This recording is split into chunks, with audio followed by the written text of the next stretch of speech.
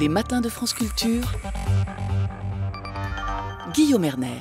À l'heure des restaurants fermés, l'art de la haute cuisine se réinvente. Pour en parler, nous sommes en compagnie d'une chef cuisinière et maître restauratrice en duplex, Anne-Sophie Pic. Bonjour. Bonjour Guillaume.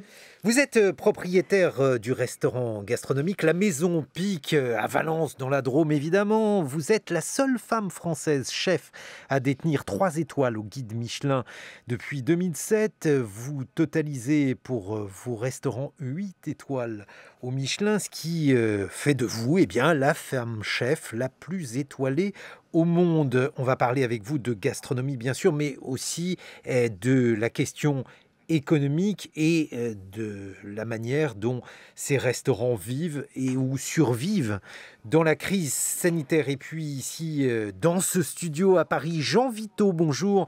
Vous êtes historien de la gastronomie et vous publiez un ouvrage extrêmement impressionnant, Le bouquin de la gastronomie, aux éditions Bouquin chez Robert Laffont. On trouve absolument tout dans ce bouquin, notamment il est question de la poutargue, des œufs de mulet séchés dont il faut rappeler l'existence. Mais il y a absolument tout. Et il y a notamment l'évolution des repas de fête. Peut-être quelques mots avant que l'on parle d'économie, Jean Vito, pour nous dire comment ce repas de Noël a évolué au fil des siècles. Eh bien, le repas de Noël a évolué de façon très amusante parce que si on se réfère à un des premiers historiens de la gastronomie qui était Grimaud de la Reynière, il dit que l'on mangeait le soir du réveillon une poule au riz avec de la charcuterie. Ce qui nous paraît un peu étrange, mais il disait que c'était la révolution qui avait empêché les coutumes antérieures où l'on mangeait cela, et aussi, parfois, dans certains milieux, on faisait quasiment maigre le jour de Noël. C'est ça, on faisait maigre, en fait. C'est-à-dire que, globalement, ce n'était pas la fête universelle que l'on a de nos jours. Noël, c'est une fête qui est devenue de plus en plus importante au fur et à mesure du temps.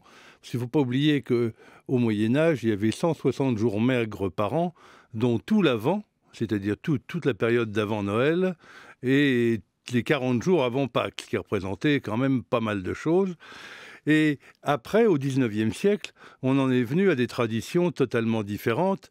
Je vous rappellerai par exemple le repas de Dom Balaguère dans les contes d'Alphonse Daudet, où ce pauvre Dom Balaguère, mis en péril par le démon sous la forme de son enfant de cœur Garrigou, rêve tellement de tout ce qu'il va manger, notamment des gélinottes, qu'il expédie les messes et meurt dans la nuit d'indigestion et se retrouve condamné à faire 300 ans de messe de Noël.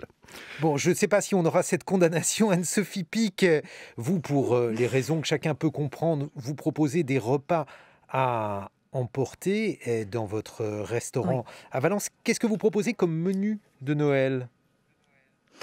Alors j'ai donc établi un menu de Noël, bien sûr, donc qu'on a fait différent, mais avec une note bien sûr très pique, parce que c'était aussi la possibilité d'exprimer qui on était, donc c'était important de pouvoir le faire. Donc bien sûr il y aura des choses comme le tourteau, il y aura des noix de Saint-Jacques, il y aura de la volaille. Il y a une volonté de ma part aussi donc à travers les pick and go, qui sont les repas à emporter, donc qui sont des repas qui sont à réchauffer chez soi. Et puis il y a aussi bien sûr tous les plats un peu typiques, qu'on a appelés typiques, avec un jeu de mots bien sûr par rapport à ma famille, qui ont bercé un peu mon enfance, qui sont les plats références de mon grand-père, de mon père, avec la quenelle de brochet, le boudin Richelieu, quenelle de brochet qui sera truffée, le gratin de queue d'écrevisse, sauce Nantua, donc des références, parce que la Maison Pic c'est aussi 4 générations, et de mon point de vue ces plats sont réconfortants en nécessité d'être aussi. Il y aura un pitivier bien sûr de riz de veau et truffes, on est dans le pays de la truffe aussi, la Drôme, Hein. C'est la tuber melanosporum, c'est la perle de Grignon, comme l'appelait mon grand-père. Et c'est vrai qu'il me semblait nécessaire d'avoir ces offres un peu différentes, avec côté historique de la cuisine qui a bercé mon enfance, et aussi celle des Valentinois, hein, cela dit. Et puis des plats un petit peu plus contemporains, un peu plus dans l'actualité, dans une certaine modernité, voilà, qui sont plus de mon influence aujourd'hui en cuisine. Et je pense que c'est intéressant d'avoir ces deux propositions. Et oui, parce qu'en fait, ce qui fait, il faut le dire aux auditeurs qui n'ont pas encore eu la chance de manger votre cuisine, Anne-Sophie Pic. Donc, à la fois, vous êtes ancré dans un terroir, c'est une dynastie de cuisiniers. Et vous serviez, votre famille servait les voyageurs jadis lorsqu'ils circulaient sur cette route, sur la Nationale 7. Vous avez à la fois un terroir qui est le terroir de Roumois, qui est très riche avec le Dauphiné, les Alpes, et puis vous l'avez modernisé, vous avez une passion pour les agrumes. C'est peut-être ainsi qu'on pourrait définir votre style culinaire? Oui, en fait, je crois que le fait d'être une autodidacte a été probablement un handicap dans mon début de cuisinière, dans mon début de chef, et aujourd'hui c'est une véritable force, parce que oui, je suis enfant de la balle, quelque part, voilà, 4 générations, je m'inscris dans la continuité. Ça a commencé par une femme, hein, quand même. La dynastie Pic, c'était Sophie Pic alors c'était avant le guide Michelin, bien sûr, on ne parlait pas d'étoiles à l'époque, mais c'est elle qui a transmis sa passion de la cuisine à mon grand-père André. Ensuite, mon grand-père est monté à Paris pour apprendre. Voilà, il est revenu ensuite dans son Ardèche. Non, mais c'était indispensable pour lui. Ça l'était pas, j'ai pas vu cet écho-là. Et donc il est revenu dans son Ardèche, et ensuite il est descendu à Valence, installé en 1936. Je ne savais pas que c'était un Ardéchois, donc c'était un traître à la Drôme. Vous connaissez l'histoire. mais oui, c'est vrai que oui, quelque part, quand il est passé dans la Drôme, il était, pour les Ardéchois, l'ont un petit peu boudé pendant quelques années. Et puis voilà, il a eu 3 étoiles à Valence, et puis ensuite mon père lui a succédé, mais ça n'a jamais été, on n'a jamais hérité il a fallu reconstruire. On est retombé à 1 étoile. Mon père a reconquis. Enfin, il y a toute une histoire d'abnégation quand même dans la famille qui est très très forte, je dois dire. Et voilà, donc il y a cette influence du Dauphiné, bien sûr, qui est là. Vous savez, on se situe entre le beurre et l'huile d'olive, hein, depuis toujours. Et puis cette ouverture sur le monde, c'est un terroir extrêmement riche, avec effectivement de multiples influences que vous avez encore enrichies, Anne-Sophie Pic. Oui, bien sûr, parce que cette curiosité, ce côté autodidacte, le fait que je sois partie aussi très jeune, à 20 ans, à l'étranger, j'ai vécu en Asie quelques mois, tout ça m'a imprégné beaucoup d'une forme d'ouverture sur le monde. Et de toute façon, la cuisine, c'est une évolution perpétuelle. Bien sûr, sinon ça n'aurait pas de sens. Même si on peut garder son ADN, ce que je conserve. Ça fait réagir Jean Vito, l'historien de la gastronomie, qui est avec nous.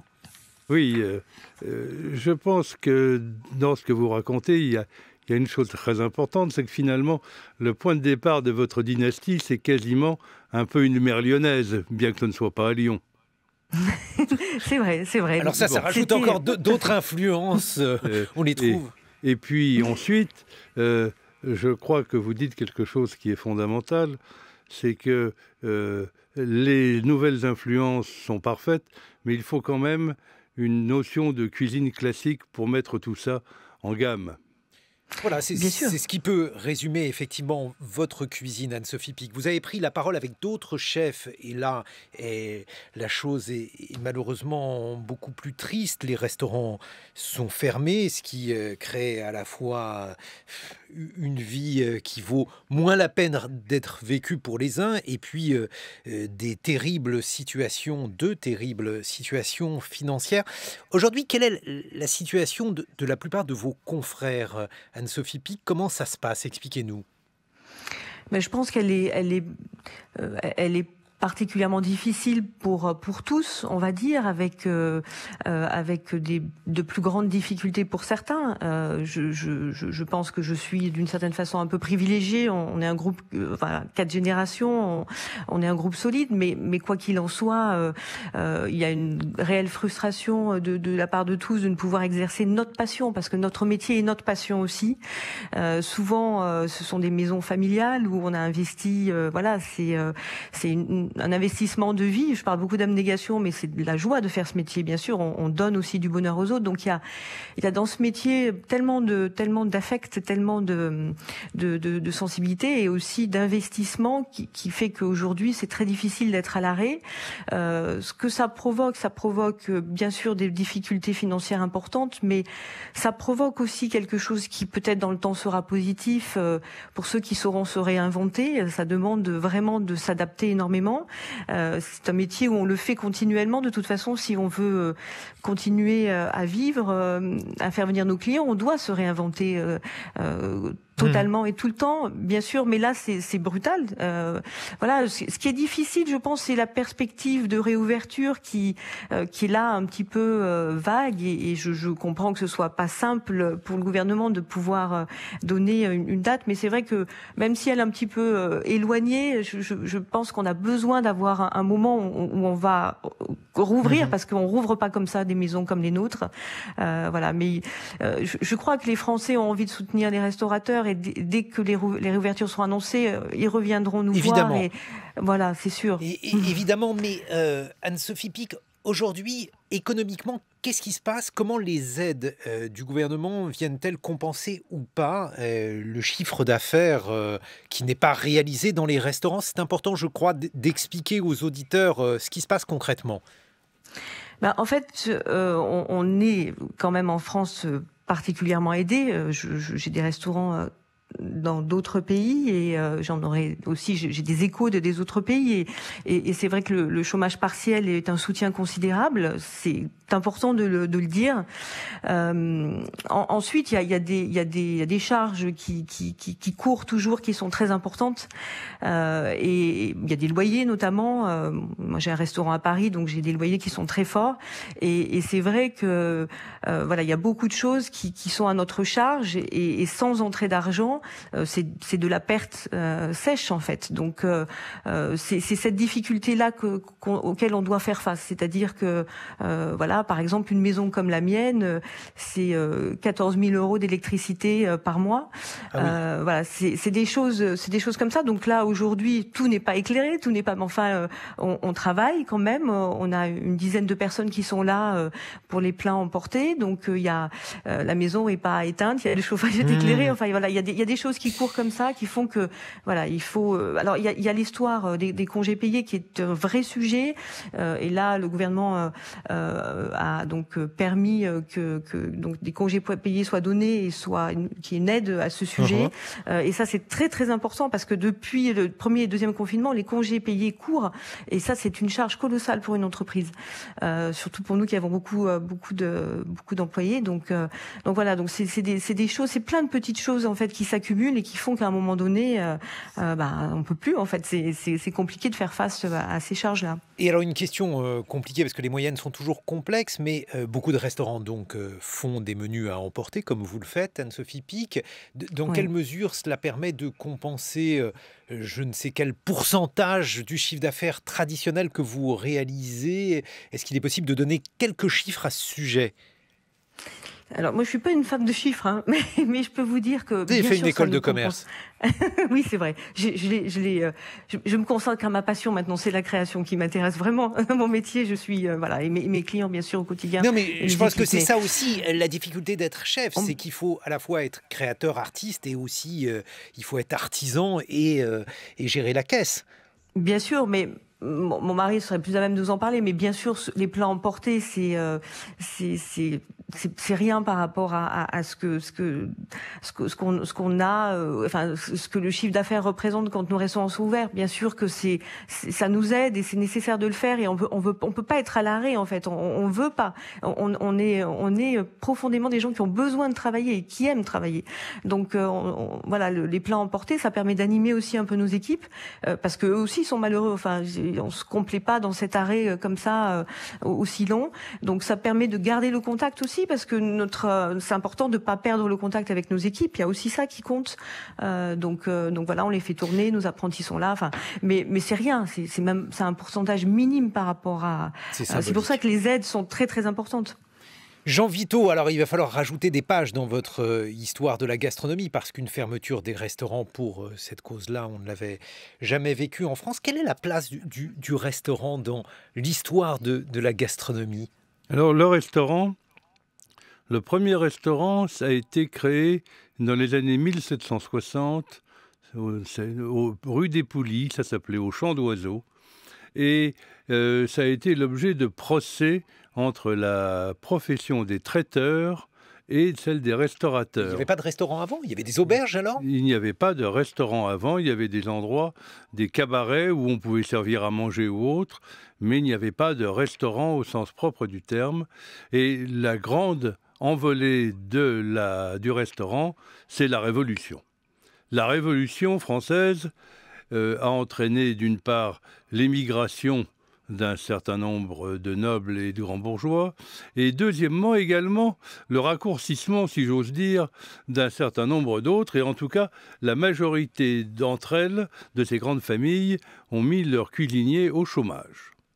Et donc la restauration est née avec ça, et un des premiers restaurants a été créé par 3 frères dont l'un était intendant, c'est-à-dire en fait maître d'hôtel, du duc d'Orléans, c'est-à-dire Philippe Égalité, qui finira mal d'ailleurs, et qui a créé le restaurant dit des Frères Provençaux au Palais Royal.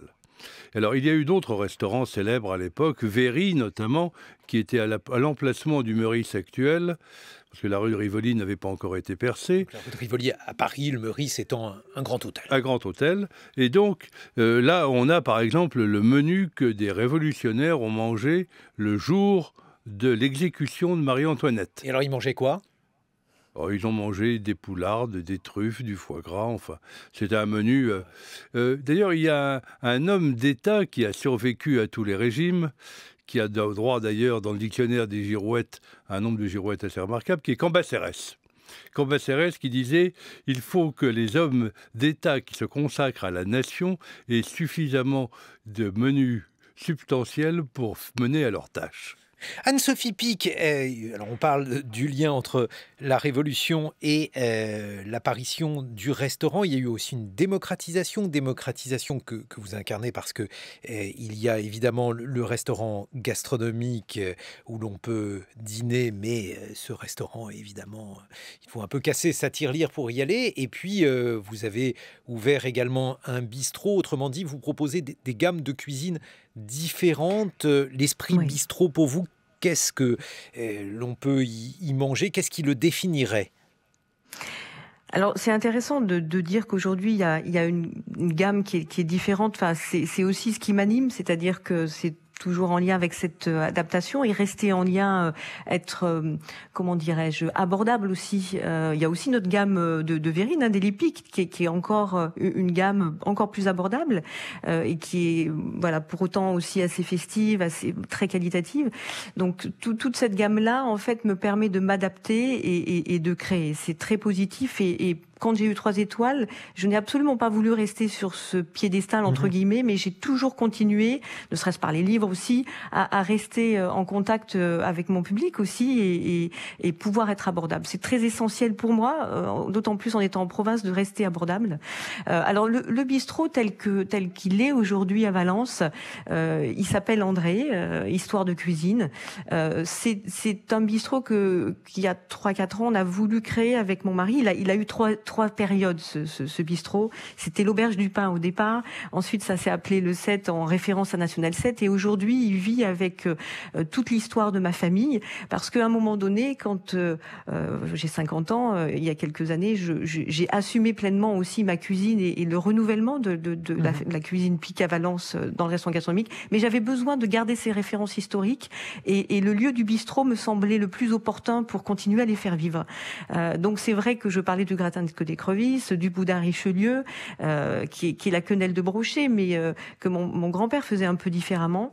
Et ces évolutions de recettes-là, elles sont nécessaires. Il y a aussi une recette qui est presque un plat composé à 2 avec mon père, même si on l'a pas fait réellement physiquement, mais qui était le damier de foie gras et rouget. Mon père faisait beaucoup de terre-mer, et j'ai rajouté une gelée de bouillabaisse. Donc voilà, c'est des plats qui, pour moi, le poulet grillé à la diable aussi, c'est pour moi des valeurs à la fois de la gastronomie française et illustrant aussi le travail de ma famille. Oh oui, et effectivement, c'est un endroit où l'on mange très bien, je peux en témoigner. On se retrouve dans quelques instants, Anne-Sophie Pic, pour évoquer la gastronomie de fête, ainsi qu'avec vous, Jean Vito. Le bouquin de la gastronomie est publié aux éditions Bouquin chez Robert Laffont. Donc il est 8h sur France Culture.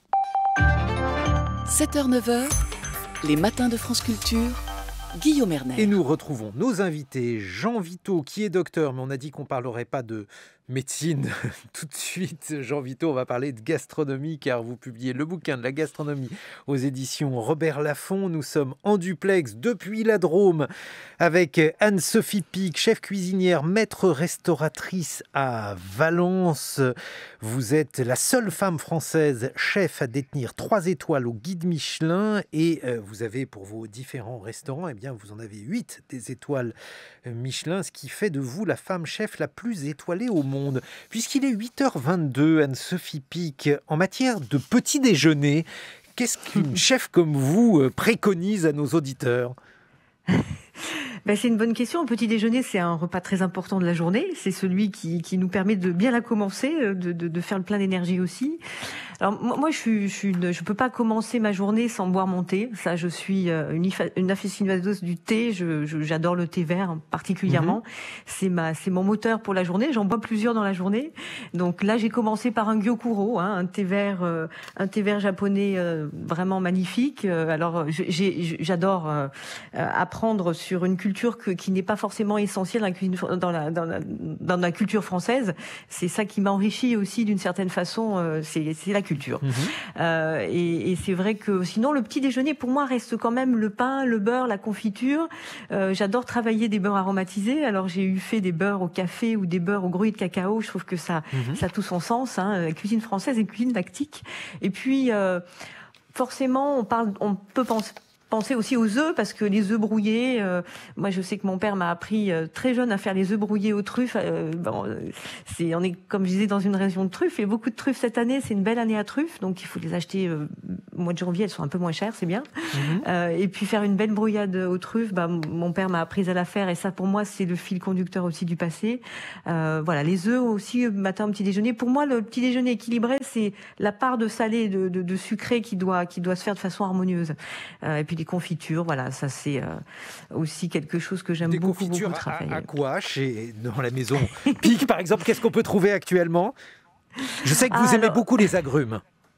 Oui, mais je suis fan des agrumes. D'ailleurs, voilà, je pense forcément à Perpignan, à la famille Chalère, qui ont repris les agrumes Bachès, qui sont des gens merveilleux, qui m'ont approvisionné d'agrumes et de vitamine C pendant ce deuxième confinement. On a besoin de commencer la journée avec la vitamine C, et c'est vrai que oui, les agrumes. Alors forcément, c'est agrumes, un mélange d'agrumes, curcuma. Moi, j'adore travailler les épices aussi avec les agrumes. Faut se dire que les agrumes, c'est tellement multiple, que ce soit dans le zeste, le ziste, les feuilles, enfin tout. J'utilise tout. En fait, le jus, bien sûr, tout est intéressant dans les agrumes. Alors, un peu difficile à trouver, mais il faut acheter chez les pépiniéristes, et puis ça pousse très bien. Donc voilà, c'est aussi quelque chose qui a du sens. Voilà, travailler les agrumes, c'est important aujourd'hui, c'est la pleine saison, donc que ce soit en début de saison. Donc il faut en profiter. Jean Vito, dans votre bouquin de la gastronomie, on se rend compte de l'éventail et des évolutions prenantes. Par exemple, pour le petit déjeuner, quelles sont les principales évolutions notables que vous avez constatées en rédigeant cette somme sur l'histoire de la gastronomie ? Pour commencer, il y a déjà eu un glissement des termes. C'est qu'au départ, on déjeunait, puis ensuite on dînait, puis on soupait, et puis finalement, le déjeuner est devenu le repas de midi, ce qui n'était pas le cas au départ, et on appelait ça le petit déjeuner. Donc ça s'est passé entre le XVIIIe et le XIXe siècle. Alors, il faut savoir que toutes les boissons que l'on boit actuellement au petit déjeuner sont apparues au XVIIe siècle, XVIe, XVIIe siècle. Le café qui est arrivé, les premiers marchands de café, c'est Marseille 1648. Mazarin aimait beaucoup le café. Le chocolat est arrivé en France avec l'arrivée de l'épouse de Louis XIV, qui venait d'Espagne. Et donc, le chocolat est devenu une mode rapide. Le thé est arrivé beaucoup plus tard. Vous savez que le thé, c'était un commerce mené par les Chinois de main de maître. C'est-à-dire qu'il y avait un commerce maritime, d'où le nom de thé en France et de tea, et puis il y avait un commerce continental sous le nom de cha, ce qui est arrivé, par exemple, en Perse et également en Russie. Donc les Chinois étaient des commerçants très avisés. Il a quand même fallu 200 ans aux Anglais pour réussir à savoir comment faire le thé. Et ça s'est passé que dans les années 1850. Parce qu'il faut savoir qu'avant 1850, en Inde, il n'y avait pas de thé. C'était une boisson médicinale, alors que maintenant, c'est un des premiers producteurs au monde. Et donc, on voit effectivement que l'histoire de la cuisine, c'est l'histoire de la mondialisation. On voit comment tout ça, ça peut se réunir. Anne-Sophie Pic, c'est ce que vous faites d'ailleurs dans votre cuisine, à la fois en réunissant le terroir. Alors, je dois dire d'ailleurs que j'ai des plaintes du terroir drômois, Anne-Sophie Pic, puisqu'on n'a pas parlé du picodon, on n'a pas parlé des chevreaux. Alors, il faut qu'on en parle, sinon moi je vais le faire disputer. Il faut voir également comment vous faites l'alliance de tout cela, ce qui n'est pas a priori logique, naturelle ou historique. Comment concevez-vous ces recettes quand vous alliez des saveurs qui sont des saveurs lointaines, souvent asiatiques, puisque vous l'avez dit, vous êtes très inspiré par l'Asie, et puis des choses qui sont du terroir de là où vous travaillez, où vous êtes né? Oui, c'est une très bonne question. Pour moi, c'est quelque chose qui se fait naturellement par mon ouverture d'esprit sur le monde que j'ai vécu jeune, et aussi par mon attachement à ma région et produits locaux. Bien évidemment, c'est naturel chez moi, et je ne veux pas me justifier sur le fait aujourd'hui qu'on peut être très grand locavore et pour autant ne pas se couper du monde. Voilà, c'est peut-être quelque chose qui aussi politiquement pourrait arriver. Donc il faut s'ouvrir toujours aux autres, et c'est les autres qui nous enrichissent aussi de leur culture, de leur diversité. Et je suis extrêmement, j'ai besoin de cette ouverture sur les autres. Elle me nourrit aussi. Et de ce fait, c'est pas antagoniste. Je le défends. Alors bien sûr, on peut aussi avoir des sourcings. Aujourd'hui, il y a beaucoup de Japonais en France qui font des choses, qui font des miso, qui font du saké aussi. Et en France, le miso, il faut peut-être expliquer ce qu'est le miso, Anne-Sophie Pic. Oui, donc c'est l'orge fermentée. Donc aujourd'hui, il y a vraiment c'est des tonalités, c'est des nuances aussi. La fermentation existe depuis toujours en France aussi. Voilà, mais la fermentation, de miso, du soja, ça apporte des nuances de goût très intéressantes. Et aujourd'hui, on peut se servir, on peut utiliser des produits, comment dirais-je, des techniques japonaises, mais faites par des Japonais en France avec des céréales françaises. Donc c'est très intéressant aujourd'hui d'aller puiser pour moi des nuances aussi importantes que peut avoir les tanins du thé aussi. Vous savez, j'ai une cuisine de l'amertume aussi beaucoup. Donc tout ça est pas antagoniste. Par contre, vous parliez du chevreau. Ça, c'était pas connu en France, l'amertume dans les recettes traditionnelles? C'est la question est pour moi? Oui, la question est pour vous, pour tous les deux, mais Anne-Sophie Pic, oui. Alors, je pense que l'acidité est peut-être plus flatteuse d'une certaine façon, puisqu'elle est fraîche, elle est rapide, fugace. L'amertume, pour moi, est très intéressante parce qu'elle concerne plus les tanins, et en fait, elle prolonge énormément le goût. Pour moi, elle est beaucoup plus longue en bouche, et je cherche forcément ces nuances de goût continuellement. La dégustation ne doit pas être linéaire, donc dans un plat, même dans les boissons, les choses se rejoignent. Enfin, le dialogue est permanent entre les mets, et une cuisine de l'amertume, pour moi, est une cuisine qui a une longueur en bouche extraordinaire. Donc c'est pour ça que j'utilise aussi la nuance de ces tanins apportés par le thé ou par des feuilles en général, la feuille de figuier, la feuille de cerisier, ces infusions, ces macérations, ces imprégnations que j'aime faire dans mes marinades, elles sont au service du produit intrinsèque qui est choisi, bien sûr, mais aussi dans un esprit d'émotion et de prolongement du goût lors de la dégustation. Jean Vito, sur ces goûts exotiques. La mer fait quand même partie des substances élémentaires décrites par Brillat-Savarin, mais ça fait longtemps qu'il existe un bel amer que l'on utilise dans la cuisine française traditionnelle. Un produit comme la truffe dégage une certaine amertume, par exemple, et qui en fait tout le charme. Et certains vins comme par exemple le vin jaune du Jura, sont le prototype de l'amertume également.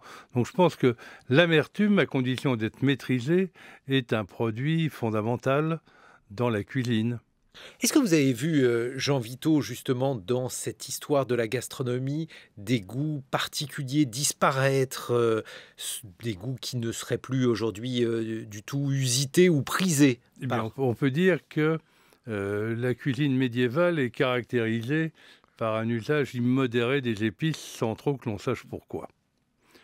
On avait dit à une époque que c'était parce que les produits étaient mal conservés, alors qu'en fait, ils servaient les viandes probablement trop fraîches à notre goût actuellement. On a dit que c'était aphrodisiaque, ce qui est totalement faux, comme d'habitude. On a dit aussi que c'était un produit riche, donc ça flattait les seigneurs, comme toujours de nos jours, ou également que c'était des produits qui venaient de l'Est, où était censé être le jardin d'Éden. Vous voyez. Mais donc les épices, brutalement, ont disparu de façon importante quand elles sont devenues fréquentes. Au point même qu'à Amsterdam, en 1750, on a brûlé des épices, du poivre, pour maintenir les cours. Mais il faut savoir, par exemple, que la cuisine médiévale, qui s'inspirait encore beaucoup de la cuisine romaine, maniait beaucoup les goûts aigre-doux. Et ces goûts aigre-doux sont réapparus de nos jours. Et puis, quand on parle de mondialisation, je voudrais quand même dire que la plus grande démondialisation, ça a été la découverte de l'Amérique. Parce que songez quand même à ce que seraient les plats de notre terroir traditionnel sans la mondialisation. Pour commencer, il n'y aurait pas de plat à base de pommes de terre, déjà. Deuxièmement, une ratatouille où il n'y aurait pas de poivron, pas de tomates et pas de courgettes. C'est quand même assez redoutable. Puis si vous rajoutez que l'Inde nous a donné l'aubergine, vous voyez ce qui reste. Et le cassoulet, on peut dire la même chose. Sans haricots et sans maïs pour engraisser les volailles, que serait le cassoulet de nos jours? Alors, j'ai goûté des cassoulets soi-disant d'inspiration médiévale où on remplace le cassoulet par la fève, mais c'est vraiment pas ça. Donc, je crois que d'un point de vue mondialisation, on parle beaucoup de la mondialisation moderne, mais la mondialisation de la découverte de l'Amérique a été terrifiante. Donc, le fait d'appeler le haricot du cassoulet le haricot Tarbet, c'est faux. C'est faux.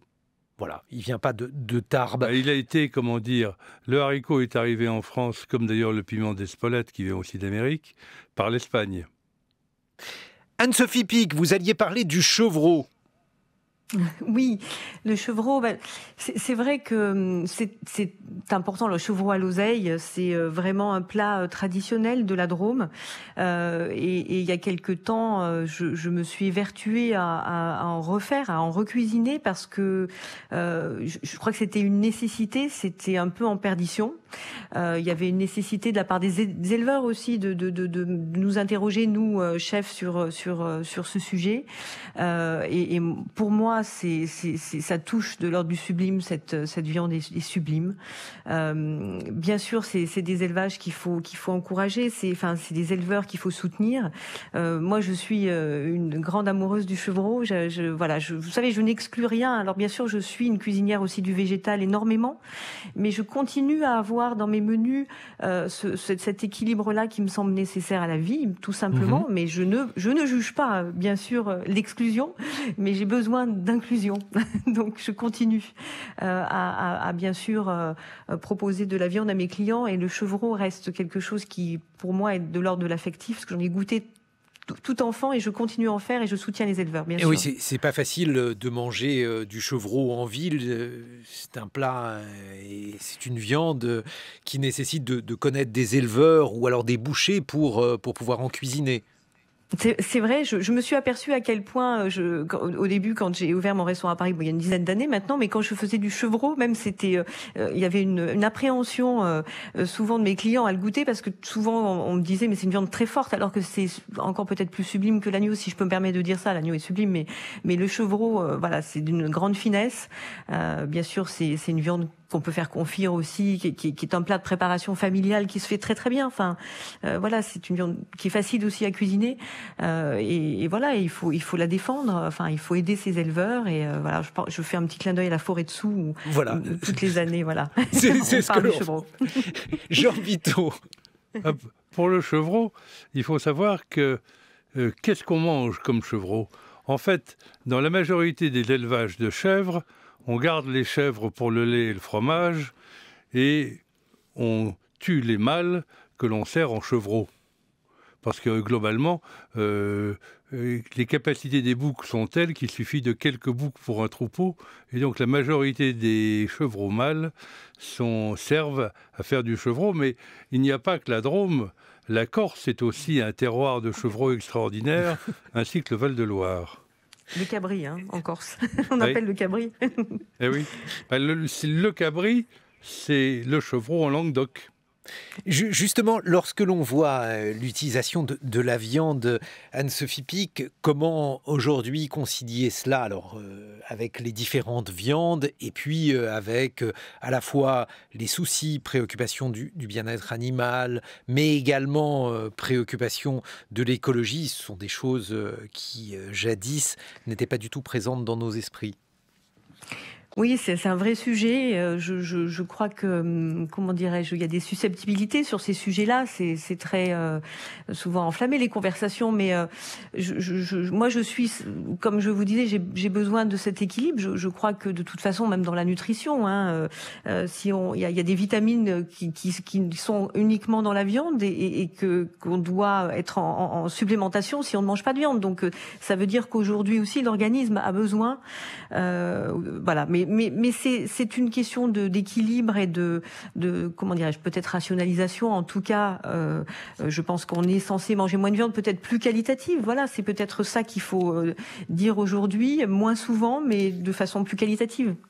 Oui, on voit d'ailleurs, Jean Vito, dans votre ouvrage, à quel point la viande occupait une place extrêmement importante dans les manuels de gastronomie. Et j'ai par exemple noté ce passage sur les braisés, mais je ne sais pas si les auditeurs les plus jeunes savent ce qu'est un braisé, avec les braisés ordinaires, les braisés lardés, parce qu'on lardait les viandes. Tout cela sont des traditions qui sont aujourd'hui, comment dirais-je, moins prisées qu'auparavant.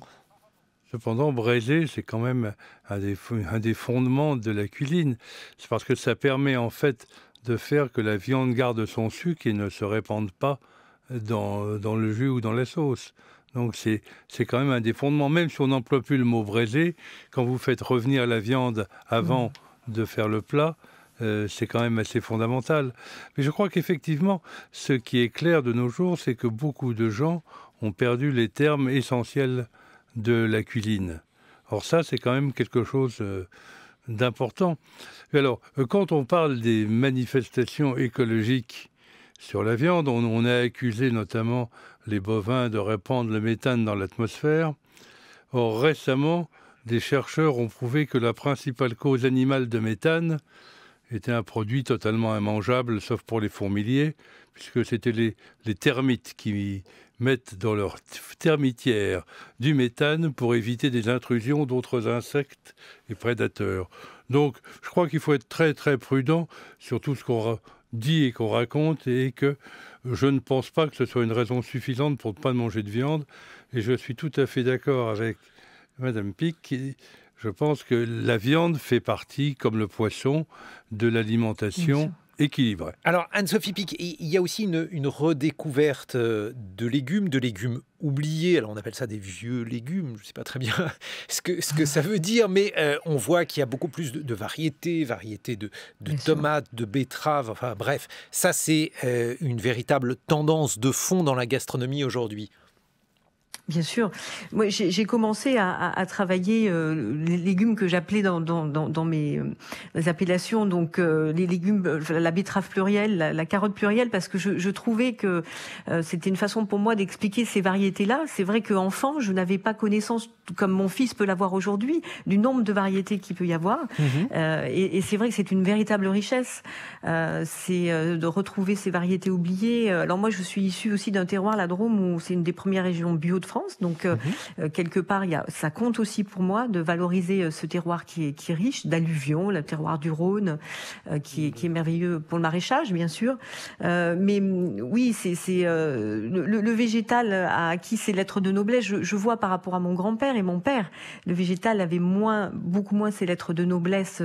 Monsieur Vito nous racontera des choses sûrement passionnantes sur ce sujet, mais que peut l'avoir aujourd'hui. Il reste encore dans la gastronomie française cet état d'esprit, et c'est un sujet souvent dont on discute entre chefs, où on a, excusez-moi du terme qui est pas très très joli, mais la protéine animale, la garniture qui est forcément végétale, et la sauce, et on essaye tous de contourner un petit peu ces trois valeurs-là de façon différente et de les proposer différemment, mais elles restent fondamentales. Aujourd'hui, globalement, le végétal est un plat essentiel à lui tout seul, et c'est ça qui est un petit peu nouveau, je trouve, dans l'évolution, et je trouve ça très bien. Je parle par rapport à une comparaison avec une de mon père et de mon grand-père. Voilà, c'est quelque chose que moi j'ai vécu de totalement nouveau, et je pense que c'est essentiel aussi, et ça permet une fantaisie. Travailler un légume, c'est aussi une fantaisie, c'est aussi une créativité décuplée, je trouve.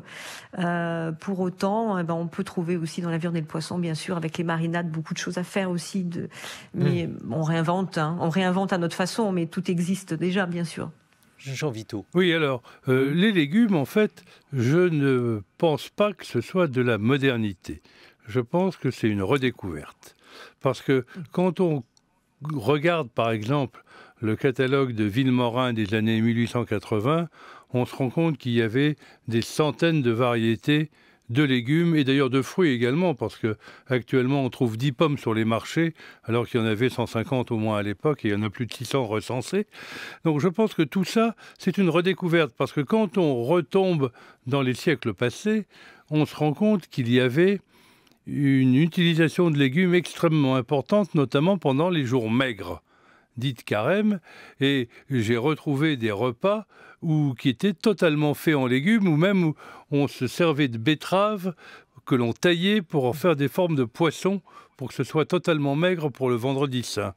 Donc le légume, c'est quand même quelque chose d'ancien et de précis. Mais il faut savoir aussi que dans le légume, si on se réfère au Moyen-Âge, il y avait quoi? Les carottes, les panais, les fèves, les choux, et pas grand-chose d'autre. Et c'est pour ça que je pense toujours que la mondialisation de l'Amérique est quand même extraordinaire. Et puis on ne recule pas devant les sujets polémiques. Anne-Sophie Pic, la bûche de Noël. Est-il indispensable d'avoir une bûche à Noël? Je vais vous répondre oui, bien sûr. Bon, alors une bûche, oui, comment dans ce cas-là?